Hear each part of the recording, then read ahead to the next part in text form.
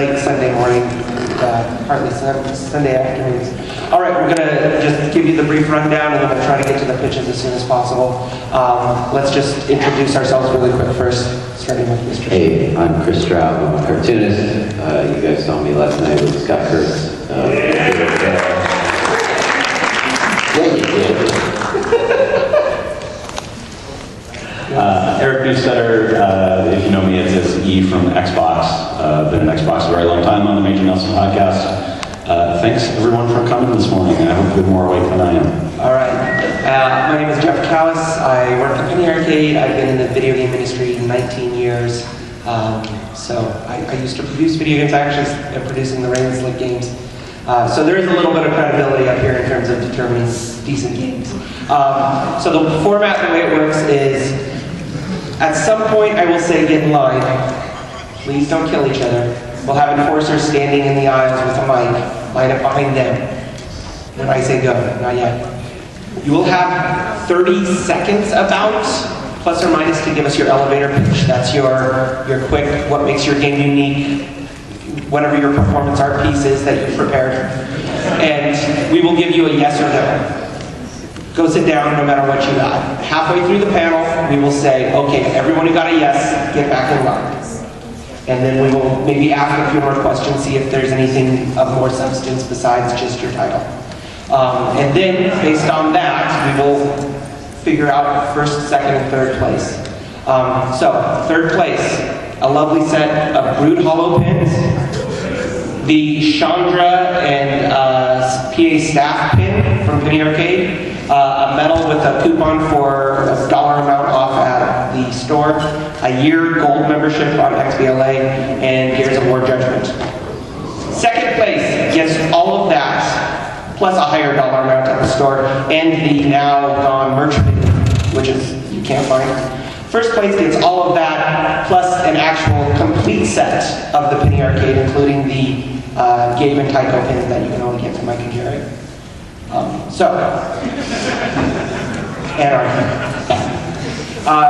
This is a public forum, so if you really want to make this game made, maybe don't actually pitch that idea. It's been broadcasted not only to these people, but to the internet as well. And someone's going to mod it before the panel's over. You can pitch your serious idea if you want to. Just be prepared. We're going to be cruel and mean. Might make you cry. Which makes for good viewing for the rest of us. Ready? Go. A lot of energy. Totally should have lined that.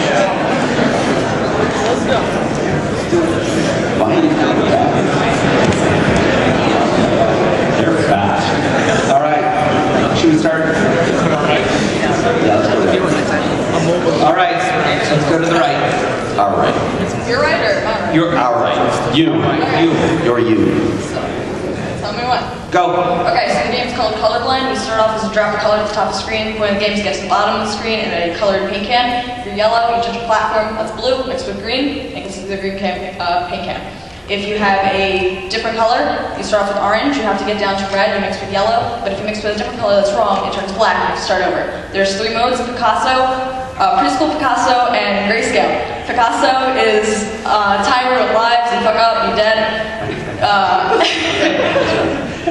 It starts off with primary, secondary, and tertiary colors. So I'll stop you right there. It's hard. I'm red-green colorblind. No.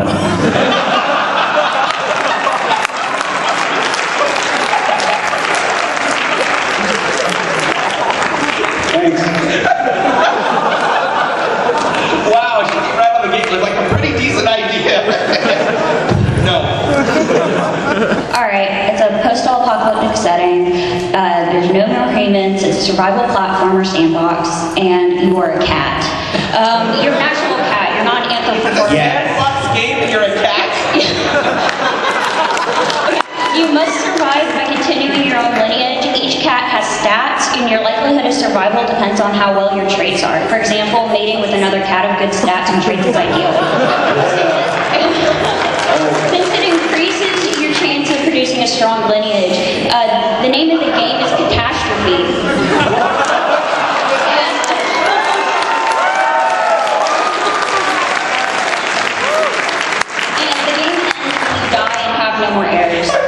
I thought you were going to say pussy apocalypse.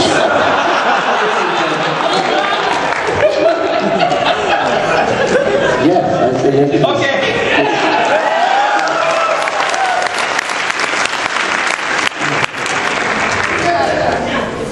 Working?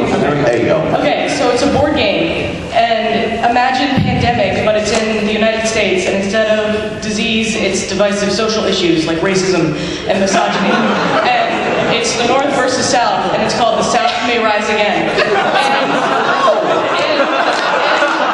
And throughout the game, there are issues that it's hard to recover from, like suddenly, all of a sudden, slavery comes back. And you I'll be standing outside with my flyer, and please come pick it up. I have a website you can visit, and it's not a game picture, it's my life. No. The only place that sells is Hayden Lake, Idaho. Yeah. That's for those that never mind. You gotta know your history. All right. No!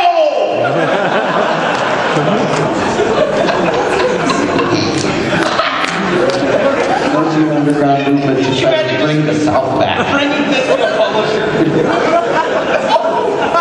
Okay. The game is called Kill Batman.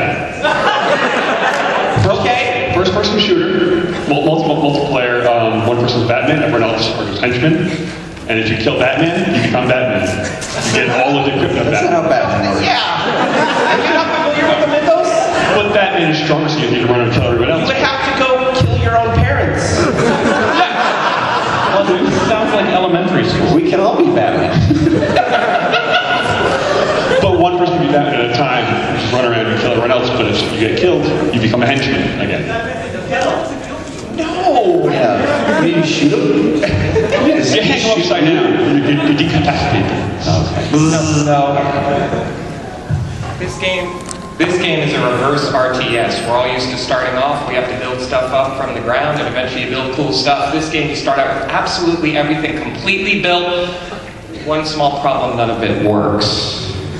The only resources you have left is to take away the stuff that you already have and make choices to reclaim those resources and figure out what you're doing. I'm playing it right now. It's called SimCity.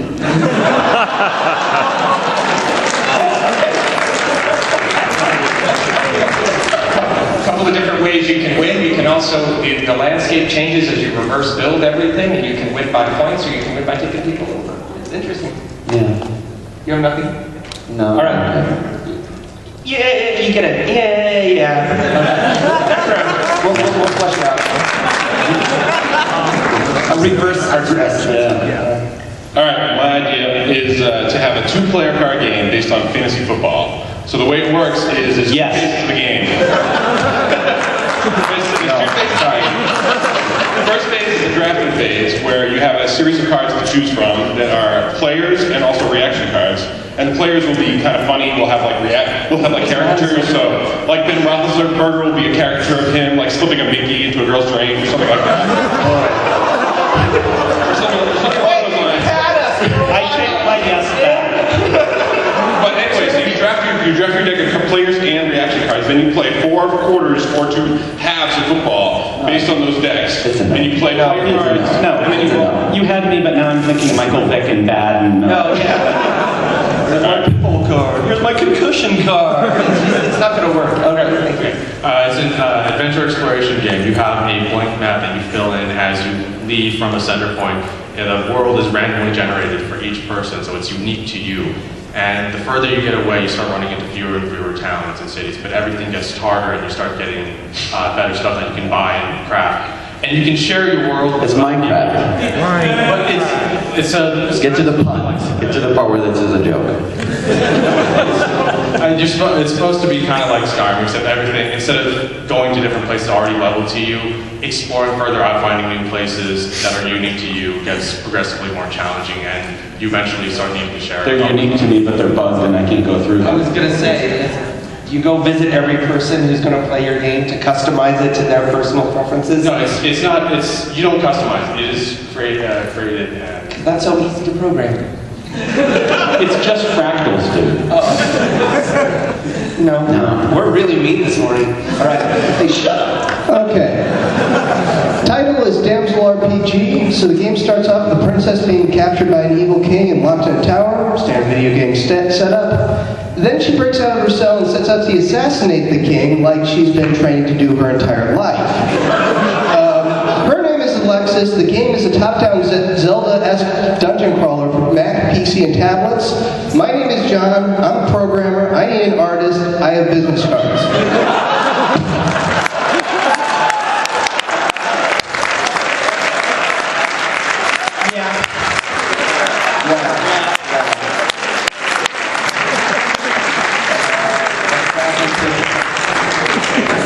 I have to tweet the fact that we just had a literal mic drop. That's the first honest mic I've drop done I've this ever every seen. year at PAX. That is the first mic drop. I'm gonna write down mic drop. My name is Jared Burns, and my idea is me, myself, and I. So we're all faced with countless decisions every day, like what channel am I going to next, what am I eating for lunch, what do I major in college. So what if instead of merely choosing an option, our options fought in a little battle royale? Imagine, if you will, my lunch choices, burgers, pizza, or tacos, were personified and placed on the metaphorical battlefield of internal conflict.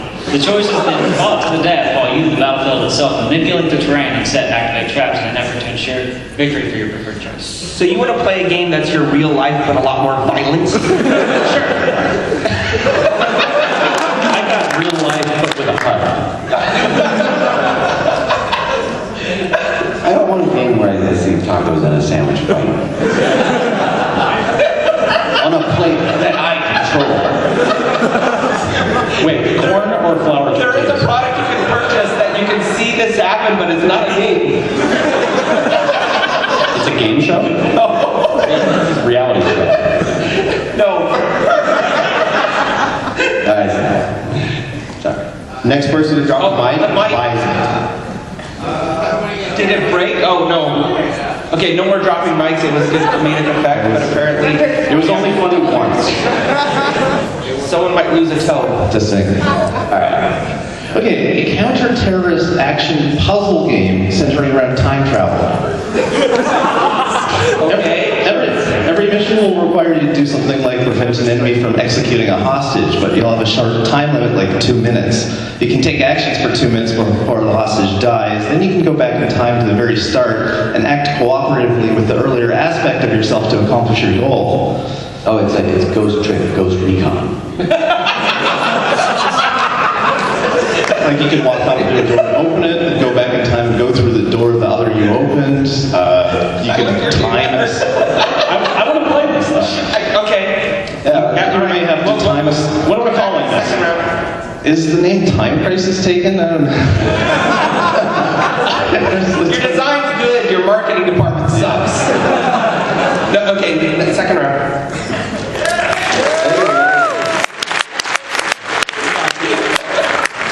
Alright, my game's titled Just Go. The world's crumbling, or your city's crumbling, you're being attacked. Obviously, someone needs to take care of it, a hero needs to rise. You're not that guy. You just need to get out of the city. You don't have any weapons, you're not killing anything. You just want to get to safety. That's the entire game. That's my life. Everything is crumbling around you, you just have to escape it. And everybody's mad. What's your gameplay? It's a platformer. You're running away. You're trying to get away from things that are crumbling around you. It's called Cannonball, right? That runner? Yeah. Apparently it's been made already. Great idea. Hey guys, so my idea is at a high level, Shadow of the Colossus meets Wind Waker meets Moby Dick. So it's kind of like an open world mission-based game where the end goal is to hunt down and kill 13 legendary whales. So is this a Japanese only game? I wasn't going to make that joke. Yeah, so I guess the gameplay that I was kind of thinking of was you kind of get a crew and you get a ship and you get to control them out at sea. Yeah. Second round. Thanks a lot, guys.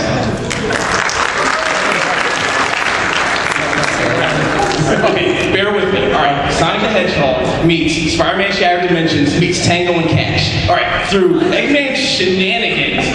Sonic and Shadow have to traverse different dimensions to save the day, and they can't stand it. All right, the dimensions are based off of like old Merry Melodies, Looney Tunes. One dimension's based off of DC, Marvel comics, that kind of thing. And the levels and the character design changes based on where they are. So 1 minute Shadow looks like a very bouncy cartoon character, can't stand it. Jeff gets to sign the license. Yeah, I was going to say the licensing agreement. Oh, it's not. No, it's all original designs. It's the only license. It's homages. Yeah. Yes, very much Steal you without paying you. Yeah, and it's very much focused on comedic writing. So, yeah, it's based off of the recent profitable Sonic game. So that's the engine we're working with.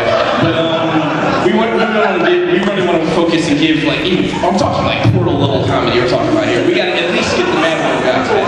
I think it's another Sonic game where we don't get to run around as Sonic. We don't need it.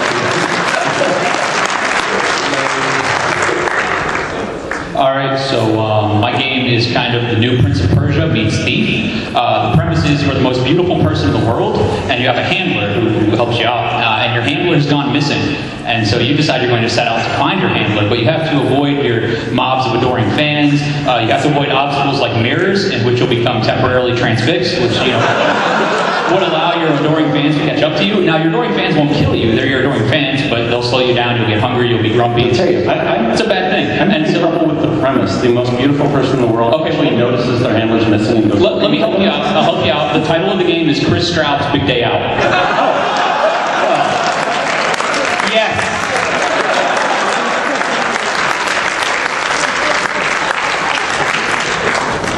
Okay. I knew that's what it was. Monster Battle RPG, but the monsters that you're battling are from the Toho Kaiju universe, basically the set of Godzilla monsters we all grew up with. You work for the Kaiju Defense Force, and you're trying to protect the world from alien invasions, eco-terrorists, and whatever natural monsters may pop up in this world to destroy it. Keep going. RTS? Strategy? Monster Battle RPG. Monster Metal RPG. Monster Battle. First person?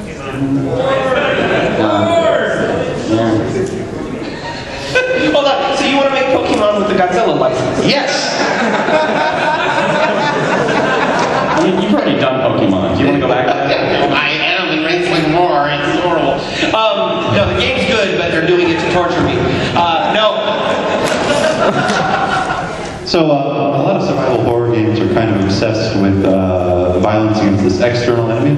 I'm really interested in a survival horror that looks at really tense interpersonal dynamics.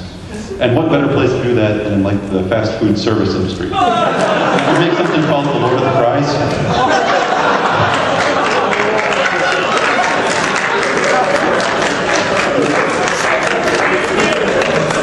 Okay, repeat the last part.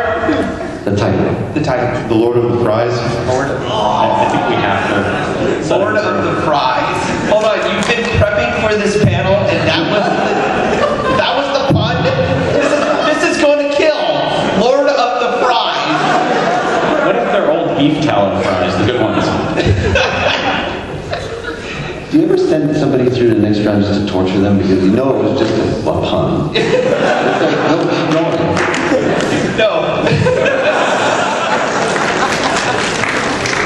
Alright, so this is a game where you play as a cannibalistic piece of toast. Your objective is to eat everybody in the map. The only problem is, if you eat too many people too quickly, then you get really high blood sugar. And if you get really high blood sugar, then you'll get diabetes, and you don't want diabetes. I have his title. I have no mouth and I must toast. It sounds like a shockwave game on some doctor's website. Alright, so if you eat too many people, if you don't eat enough people, then people will try to eat you. So you do this on a time limit. At the end of the time limit, Chef Warrior will burst out of the nearest building and go, "Oh yeah!" And then he'll eat you, and then you'll be rated. That was the only part I understood. Shockwave has crashed. No. No. It's okay, Jeff. Usually we have more good ideas by this point. Okay, so my idea is going to be for a business simulator. You start off as a middle-level executive at a video game company. There are multiple win conditions. You can either try to bring your company to the peaks of success, or you're just out for yourself. You have to go to business meetings, and on day one, it's a free-to-play, but you have to pay $60 for it. But it's a day one viable DLC with microtransactions is you can buy your way into meetings so you can advance quicker than everybody else while pissing off shareholders and just... My title is Arts Electroniques. I knew it was coming. No. Alright, so basically every third-person adventure RPG you've ever played, except the main idea is the overworld map, where you travel to each section, which is just randomly generated towards your profile, and you fight different monsters for different materials. The point is, in the main central hub, city, place, whatever you want to call it, there are different buildings you can upgrade, and the blacksmith, the main idea is crafting. Instead of having preset crafting materials and designs, you design everything from scratch, draw it out, and the blacksmith will tell you, you can collect these types of materials, go out, fight monsters, bring them back. And you can design it, draw it out however you want. Jesus. Everyone wants this huge open world procedurally generated. It's not an open world. It's limited. You've got like maybe 10, 12, just to say that many areas. But you can connect with your friends, going to other worlds through the Portal Master, and just... Next year we make a modifier where your budget has to be under $10 million. It's not an infinite world. It's launching on Google Glass. You're going to need mechanical Turks to play the part of blacksmith to tell you if you can build it or not. You've thrown everything you like about every genre into the game, to the point that I don't know what's unique about your game. So. The main idea is the crafting. It's all from scratch. There's no preset design to your armor or weapons. No. Good luck coding that. No. Next.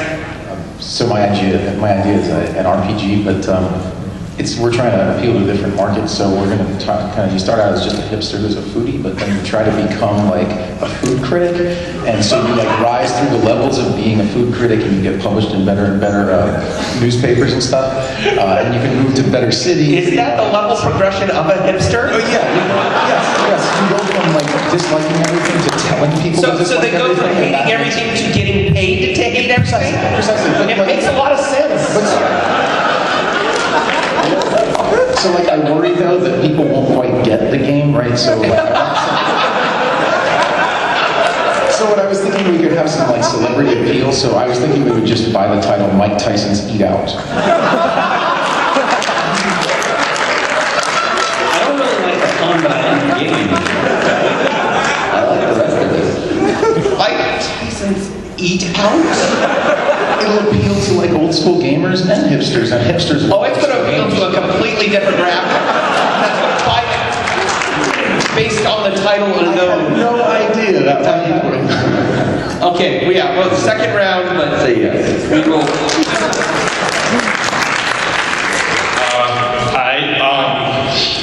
Alright, my game is a first-person shooter where main character is stuck in a time loop and he's trying to figure out how to stop it and why he's stuck in the first place.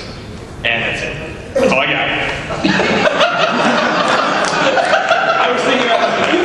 You waited in line. Yes. How long have you been working on this? It was a Groundhog Day game that was put up by a plane. Do you remember this? No, I'm just kidding. Wait, how long was I thinking about this? You're inventing games to shut down the pitches. Doesn't it feel like we've heard this pitch before? Oh, yeah. So better. No. Alright, cool. Thank you. Hello? My game is pretty much, I know people are gonna it's kind of like Sim City. You start as a small city, but instead of building a city, you are the police force of that city. And as the city grows, you have to defend it against crime and everything else. And you manage your police force. You have to make sure they don't die, or else your city goes under, and then it gets taken over by crime. You are Commissioner Gordon. Yeah. And as it gets worse and worse, or if something bad happens, it goes into like Rainbow 6-3. You have a SWAT team and have to make sure you go in and stop the crime from happening at like It's XCOM, but with cops. Kinda, yeah. No. Hi guys, so my idea is an add-on type of thing to the Minecraft genre, where you've got open world procedurally generated world, and then when that gets dull and you kind of mine all the way down to the most interesting minerals, Then you add AI bots to mine for you, and you can control what those bots do and how they work around the game. And so it has a side benefit of starting to teach people how to do computer science type stuff and develop their own games. Oh, see, this is the one. Every time we get one, we're like, I want to make the world a better place, and I will do it in the picture game idea panel. Which is not venue, really. I just want to play this game because I get bored at the bottom of Minecraft. Didn't somebody kickstart that game and then they just ran out of money? Was that a thing? It wasn't me. The AI part, the bots, that I kind of like, but the whole Minecraft, that's kind of, got I so think many he just Minecraft wants to make it easier to collect resources in Minecraft. That's what children are for.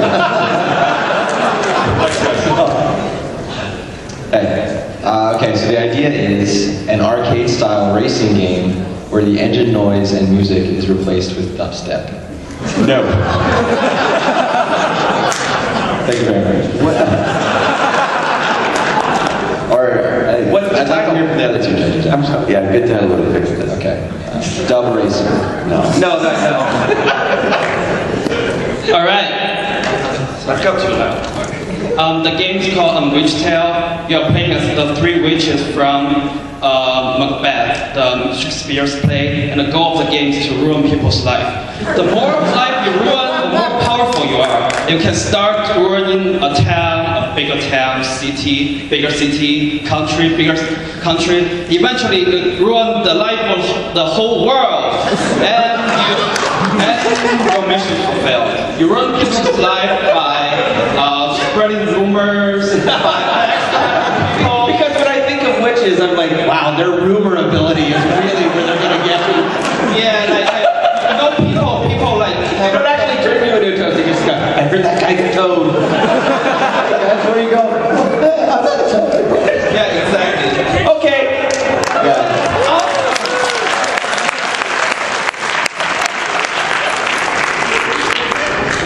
All right, my game is not procedurally generated, but it's an empty wasteland, and you are running away from the zombie hordes.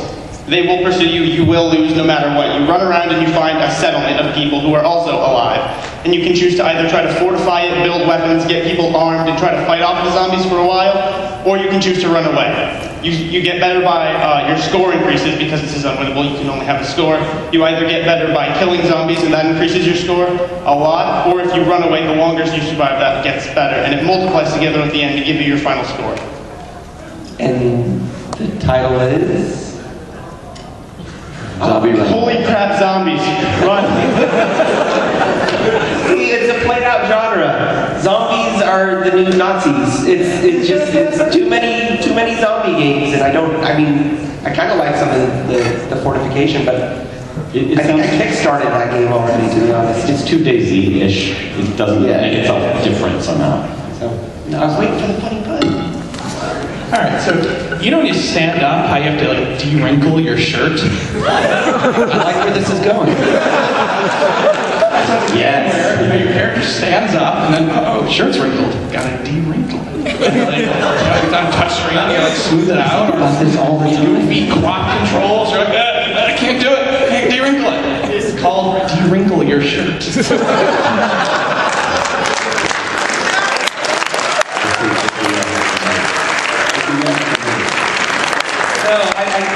The sequel is when guys stand up and the pants in the front are kind of pouchy. That was called Imaginary Boner. What's the DLC? No, I totally get it. No, yeah. Okay.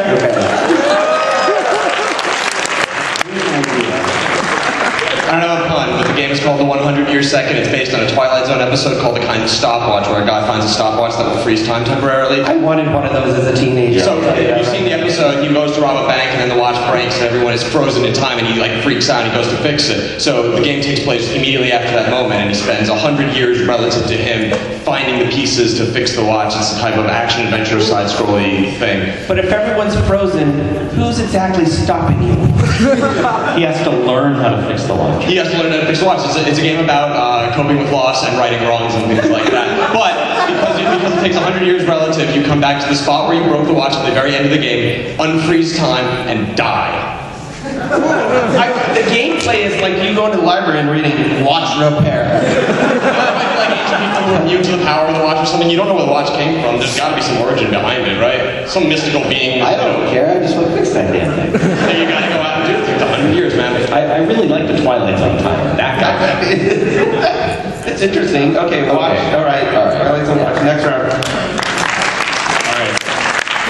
So, in an alternate future, thanks to his universally acclaimed and successful acting career, Nick Cage is now the ruler of the formerly free world.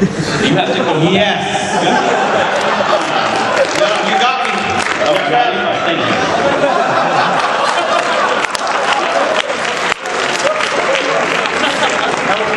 All right. So you feel wrongfully accused of getting fired by your boss.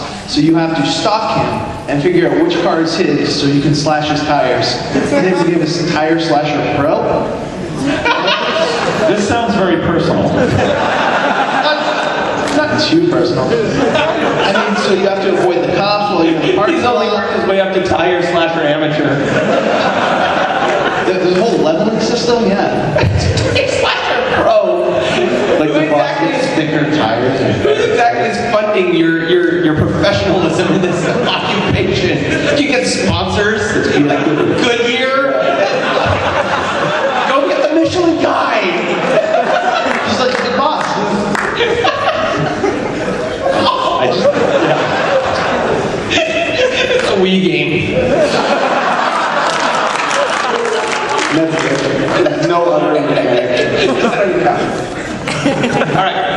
Okay, Alone on a Black Eve, a 2D survival horror game where you're trapped in a mansion with a monster that can only appear in the light. In order to escape, you must wire objects together to create traps and light sources, trying to delicately balance the mansion's power supply. Appliances that can be wired will be things like elevators, clocks, light bulbs, toasters, curtains, etc. The mansion will be randomly generated with the feature permadeath. The focus of the game is to simulate the fear of going downstairs for a snack in the middle of the night. And the game... a lot of personally inspired games. My fear is always that my cat's going to trip me and I'll fall and die. Like Luigi's Mansion, Resident Evil. What kind of snacks are in the fridge? Pizza rolls. Pizza rolls. Don't. The fridge? No. There's nothing to find. It's all crafted. Don't worry about it. You make the meal. You have to craft your own meal. No. That's the worst kind of snack. No. Okay. No, but I hope you see a therapist. Okay, so my idea is PAX Demic. It's similar to Pandemic. However, you pick which celebrity from PAX you want to start to infect, and then you spread it that way. And you also pick what type of disease you are based on. So, you know, it might be better to be Scott if you're some sort of like fecal spread disease, or airborne, depending if you're doing more lectures. It could be both. It could be both. And so the name is PAX Demic. No. Okay, cue subtle accordion music. The game is called Wait, there's subtle accordion music? Yeah, like a mazurka, kind of. Anyway, you're a hapless mid-level Soviet apparatchik during the mid-60s after Khrushchev is forced out of power, and the objective is to survive the feeding frenzy that ensues within the Soviet bureaucracy. So, depending on your particular job, you could deploy honeypot espionage against your opponents to embarrass them, you could plant articles in Pravda, you could straight up pay to have them assassinated, which of course is very expensive, but will get the job done, but if you're discovered, it will result in your immediate summary execution. You can make deals with the West, maybe try to defect and get out alive. You could engage in a little brinksmanship with the Johnson administration, maybe start a nuclear war, destroy the world. Ideally not, or if you really know your shit. The game is called The Local Library. Check it out. It sounds a little bit like he's plotting to overthrow Robert Coup. No, it sounds to me like the Russian version of Tom Clancy's Rainbow Six. With a great deal more management and negotiation and a great deal less shit. A more bureaucracy. Yeah, exactly. Go play Bureaucracy by Infocom, it's pretty close. No, thank you. You're so mean. Alright, so my game is called Crowded. You have to go through a convention, much like this one, and it's a race that you have to try and get the best time through the different sections of the convention. And there's a bunch of cosplayers who, on top of the normal crowd that you gotta get through, and the cosplayers have different abilities that will slow you down or bump you back or something like that. There's a time penalty for running through someone's camera shoot. Things like that. And you can visit the different booths and get buttons that give you different abilities and power-ups. And it's called Crowded. Crowded. Crazy Paxi. No. Crazy Paxi. That guy gets that, yeah.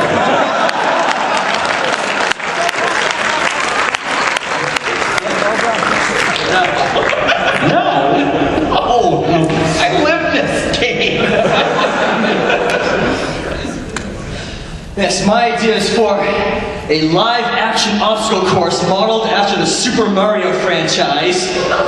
I'm sure everyone here has played at least one Mario game in their lives, but will you be able to do it in actuality? Did we just hear that game? It's my basement. Jump in my house. So, yeah, could you jump over gaps and climb up ladders on springboards, etc., and navigate animatronic enemies like Goombas and Koopas, etc., you know? Could you do that in actuality? like Jerry Bruckheimer's Mario. Disneyland parkour. God. Non-lethal, of course. Thank you. Yeah. No. With a fireball into you. I tried. It was an idea. Have we said yes to anything? Yeah, we've got like two. Okay, so it's the 1950s. Scientists have created a serum that creates everyone with the Y chromosome to have superhuman abilities. What they didn't predict was that It's called misogyny. So what they didn't predict was to turn them into like superhumans, but they're mindless and like grotesque. But now the only ones left to fight them are the 50s housewives.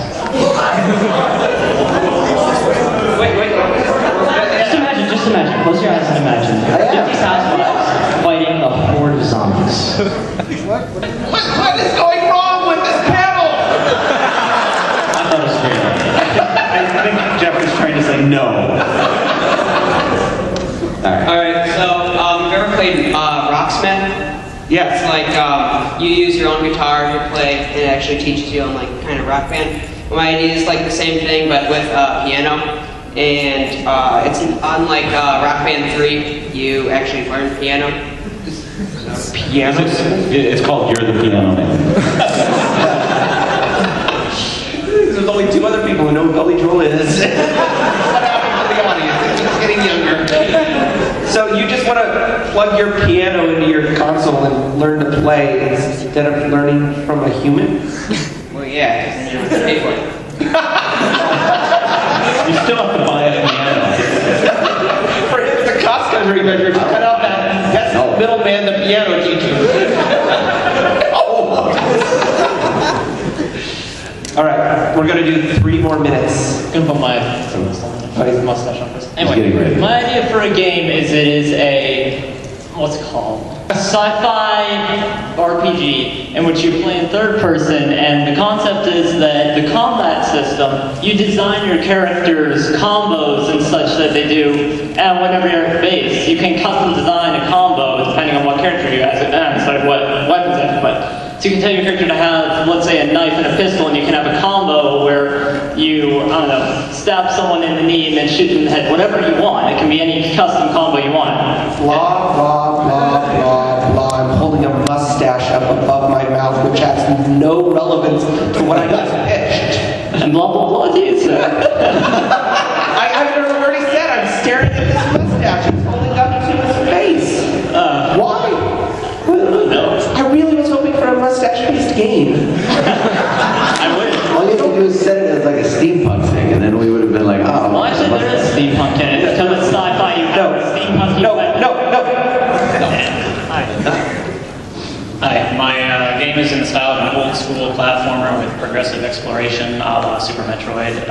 It's called No Idea. You play as a game programmer who really wants to make a game, but he has no idea. So his quest is to set out to take somebody else's idea.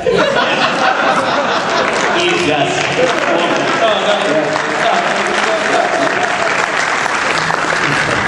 The game is called Snowman Cop. You are Cole McFinnigan, Snowman Cop, and due to a scheduling snafu, your lieutenant scheduled you for a balmy April afternoon. Okay, so you are a cop that is a snowman, not a cop going after criminal snowmen. You are a hard-working, cold-boiled street cop who is also a snowman. And you've got...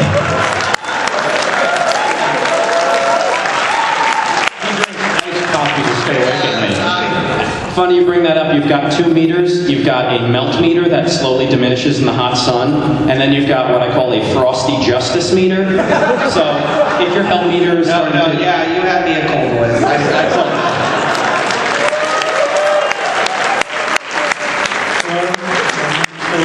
My company's called Mr. Phil Games. I'm making a Railroad Tycoon meets FTL, where you're a robber baron building a railroad empire in the American unexplored frontier, and by bossing your peons around the office. How does it meet FTL again? So FTL's got a worker placement element to it. You would have the similar element here where you have an office building with peons you have to move to different parts of the office to... That's the least interesting part of FTL. Why did you pick that part? Because I find that part pretty interesting. Oh my God, that is a great answer, but no. You must survive 180 days in a remote town that has been hit by a natural disaster. Survival is the goal. You must defend yourself from hunger, bandits, and the elements. The game is about human nature during times of great stress, and it's up to the player to determine how they react. The player is free to explore the town and see the destruction. Parts are blocked off, but open up as time goes by, or the actions taken or not taken by the player. And it's called? Katrina's Tale. The survival genre is kind of played out. You gotta have a good pun to hook me. Okay. I never would have said this before, but the title means a lot to the development of your game. Oh my God. This is the worst battle I have ever been on. Wait, this is the first battle we've been on together. You are the factor that's determining this. The theme this year is walking around a destroyed town. There's like 4 of them. Okay. No, we're gonna do 2 more pitches on each side, and that's all we gotta do. Okay. Alright, so that's a rough act to follow because I A, want to change the world, and B, have a shitty title. But in educational MMO, there's a lot of like Khan Academy popping up. You know, we're talking about helping the third world with all the 1 laptop per child. I want to make kind of a hub that ties all that together, where you can go and be like level 37 in math. We don't have to do all the content ourselves. I'm not like trying to write textbooks or replace all those guys. I just want to tie it all together and kind of network all the people who do teach and kind of give people a place to say like, you know, this is what I learned, level 37 math, 47 English. Like think back to all the best educational experiences you ever had. No, I know, I just can't make fun of you, and that hurts. I want to like you. I can make fun of you. No. Not a serious games panel? No, it's a good game. Yeah, no, not for the panel. Alright. All right. Let us be. Okay, so basically it's in a dystopian future, everything's high-tech, the government sticks implants into people's minds, and you are a hacker, a former federal agent who wants to right his wrongs and wants to destroy the government, thereby creating a new one. You hack into people's minds using a secret code, and you use that to get closer and closer into the central government. Unique. Yeah, title? Hijacked. Hijacked. Okay, thank you. Okay, free Jack. I want to do a game, a trivia game on my best-selling book that's been sold all over the world called Total Patriots. It's called Total Patriots Trivia, and you march down the field the more knowledgeable you know about the team. And you can do it for all different teams. I don't like your game, bro. We can do it for Dallas, we do it for Green Bay, we can do it for any team. The way you win is by filming the other players' trivia answers and stealing them.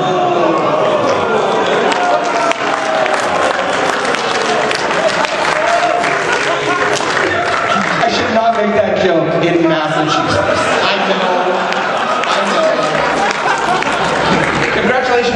sir. I do not want to play the game version. Thank you. This is the last pitch. Okay, so it's a turn-based strategy game based off of the simple mechanics of tic-tac-toe, where each player needs 3 in a row across, down, or diagonally in order to win, except each player is randomly given at their turn. They can hold up to 2 random power-ups or items that could help give them a certain advantage over their opponent, or if they use them incorrectly, it could also hurt them. Whenever the board is more than 50% full, it increases by 1 on each side. Okay. So it increases by a column on the left and right, and top and down. So 3 by 3 would get like 5 by 5. I have no hook. Where's my hook? The hook is you need 3 sets of 3 in a row in order to win. Match 3 with extra 3s. Yeah, you can. Is it called hexing? No. I'm gonna say tic-tac-no. Everybody sit down. I'm sorry, don't worry. Oh, okay. What? Arlo. I was late because my wife brought that to you when I was standing in Starbucks. Okay, he's gotta get a chance. He's got a chance. She didn't bring me coffee. All right, go ahead. So it's already 2 no's.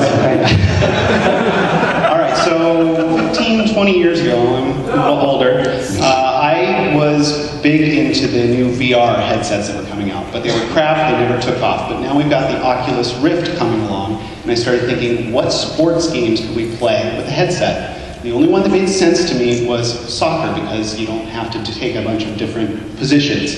So combined the Oculus Rift with a VR headset and Kinect, with soccer and the Kinect, so that you can move your character by pushing just a D-pad or something, but kicking every once in a while. But really, all I want to see is someday in an Argentinian cafe, 11 people on one side, 11 people on the other, doing dives. The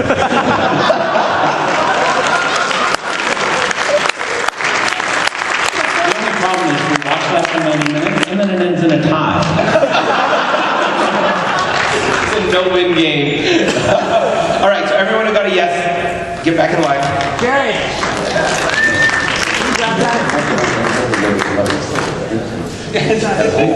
Okay, we're gonna have to shoot through these real fast here. All right. All right. So just refresh our memory. What was your game? Oh, The catch the sandbox catch game. An RTS based on a litter box I think is actually funnier than what your real game is. Okay. Do we have any follow-up questions? Did you not get a pitch, a gameplay element that you didn't hear the first time? Excuse me? Was there anything in your pitch that we cut you off? No. No, we're good.